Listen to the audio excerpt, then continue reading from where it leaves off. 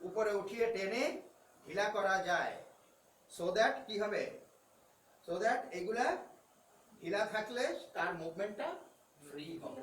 ঠিক আছে, ইনস্ট্রাকশনের সময় বলতে হবে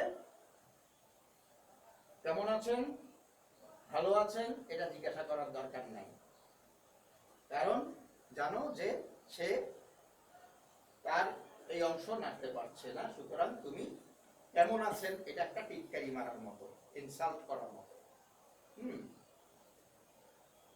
আপনি যদি এই অংশটা আমাকে ব্যবহার করতে দেন, ব্যায়াম করতে দেন, আমি খুব খুশি হব। আমি সিমসন, আমি আপনাকে এখন কিছু ব্যায়াম করাবো। You have to introduce yourself. তুমি কে, কেন তুমি কি করবা, সেটা তার কাছে না বুঝাইলে সে বুঝবে না, সে আতঙ্কগ্রস্ত থাকবে।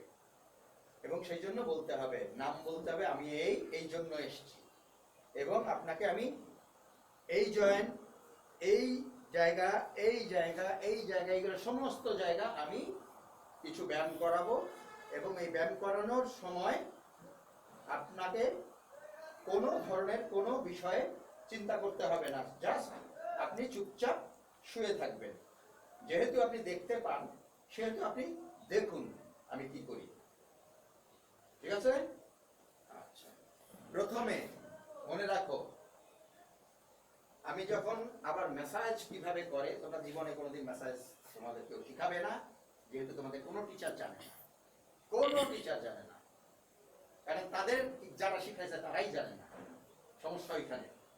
ম্যাসাজ যখন শিখাবো, what is the relation between your massage and the movements, তোমরা যেখানেই যাবা সেখানেই বেশিরভাগই দেখবা যে উল্টা পাল্টা মুভমেন্ট, যার যেরকম ইচ্ছা সেরকম জায়গা থেকে শুরু করছে।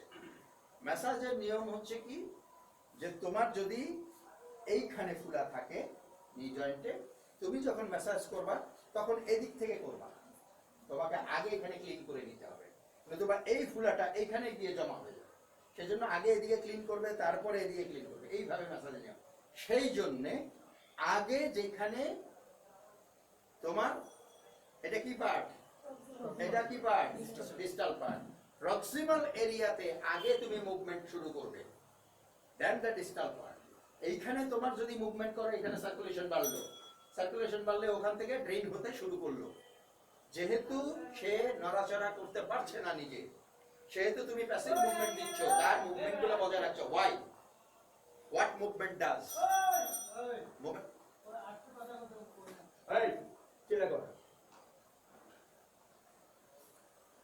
what movement does, what movement does, movement হলে কি কি হয়, ফার্স্ট জয়েন্টে কি কি দিয়ে জয়েন্টটা আটকানো হয়, দুইটা হাড্ডি, দুইটা হাড্ডি কি কি দিয়ে আটকানো হয়, লিগামেন্ট আছে, ক্যাপসুল আছে, অল দ্য সফট টিস্যুস, তাই না, ফ্যাসিয়া আছে, তারপরে মাসলস আছে, around that circulatory system, nerve, skin, সমস্ত কিছু আছে। তাহলে একটা জয়েন্ট যখন এটা রেস্ট্রিক্টেড মুভমেন্ট হয়, তাকে তুমি মোবিলাইজেশন করতে হলে তার এই অল টোটাল প্রপার্টিজ গুলো তার ঢিলা করতে হবে, then you will get the full range of movement. ঠিক আছে? সো দ্যাট আমাদের উদ্দেশ্য হচ্ছে প্রত্যেকটা জয়েন্টের যে প্রপার্টি আছে সেটা ফিরিয়ে আনা, সেই সঙ্গে সঙ্গে অন্য প্রপার্টিজ গুলোকে আবার মেনটেন করা, আগের ফর্মে নিয়ে আসতে চেষ্টা করা। এবং সেই জন্য আমাদের কয়টা মুভমেন্ট আছে হিপ জয়েন্টে? 6টা। মাত্র 2টা থেকে 3টা দেখাইছো, পুরা কয়টা মুভমেন্ট আছে? 7টা মুভমেন্ট। 7টা মুভমেন্ট। তাহলে তোমরা সার্কামডাকশন কেউ করো নাই, প্রথম কথা। দ্বিতীয় কথা, তোমরা সব মুভমেন্ট গুলাও করো নাই।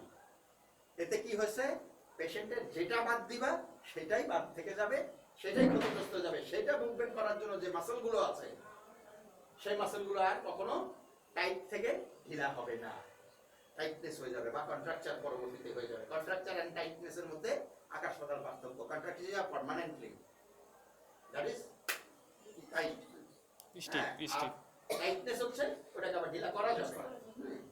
তো এখন আমরা যেটা করব সেটা হচ্ছে প্রথম আমরা অ্যাবডাকশন অ্যাডাকশন, ঠিক আছে? Abduction addiction of heap.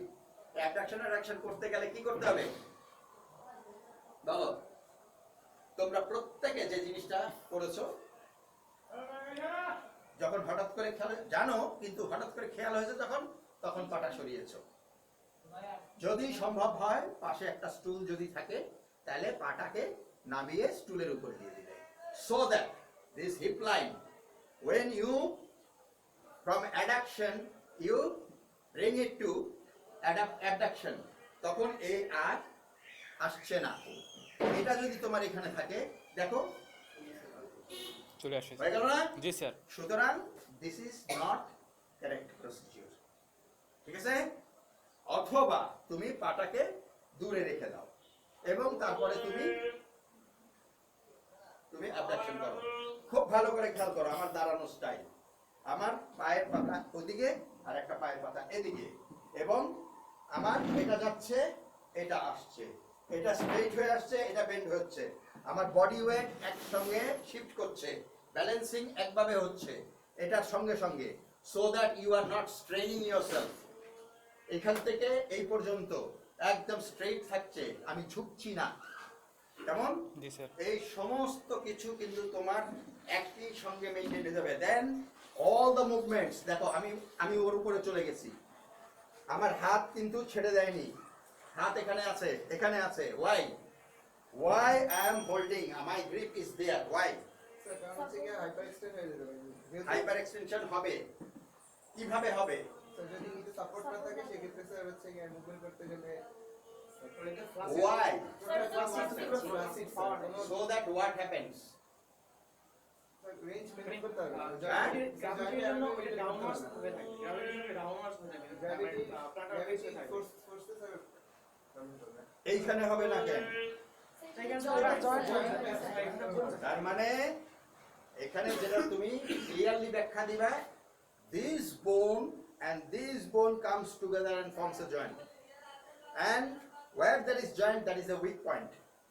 So the gravity as well as the weight of the body, এটা এখানে আসছে, এটা এখানে যাচ্ছে। আমি যদি এখন এটা উঠাই, দেখো এটা নড়ছে না, কিন্তু এইটা আগে উঠছে, তারপরে এটা উঠছে যখন এটা লক হচ্ছে। তো সেইটা যখন উইক পয়েন্ট সেখানে, তখন সে gravity and the body weight it pulls down. তাতে কি হচ্ছে ওটা। আর সেই সঙ্গে সঙ্গে যদি কিনা আমাদের হ্যান্ডলিং, কেমন হ্যান্ডলিংটা যদি ধরো এইখান থেকে এসে আমি যদি এইখানে চাপ দেই, এইটা পড়ার আগেই এইখানে চাপ দিয়ে আমি রাখি, তাহলে কি হলো, আমার ম্যাল হ্যান্ডলিং এর জন্য এই প্রেসারের জন্য ওই যে ঝাপ নিচু হবার সেটা হয়ে গেল। তাহলে আমি হাইপার এক্সটেনশন আর নি আমি তৈরি করে দিলাম, ছিল না আমি তৈরি করে দিলাম, ঠিক আছে? জি স্যার। তাহলে কি করব আমরা প্রথম থেকে দেখি। আমরা দাঁড়াবারটা প্রথমে আমার বডি ওয়েট শিফট করার জন্য আমার ইকুইলিব্রিয়াম পড়ছো। জি স্যার। What is that? একটা মানুষ পা ফাঁক করে দাঁড়ালে তার বেসটা বড় হচ্ছে, সে পড়ছে না ধাক্কা দিলে, কেন? বেস বড় হলে স্যার গ্র্যাভিটি সেটা করে বাড়ে স্যার। সাপোর্টটা বড়, ঠিক আছে। সাপোর্টটা বড় হলে আমি পড়বো না কেন? ভিতরে আছে সেন্ট্রালি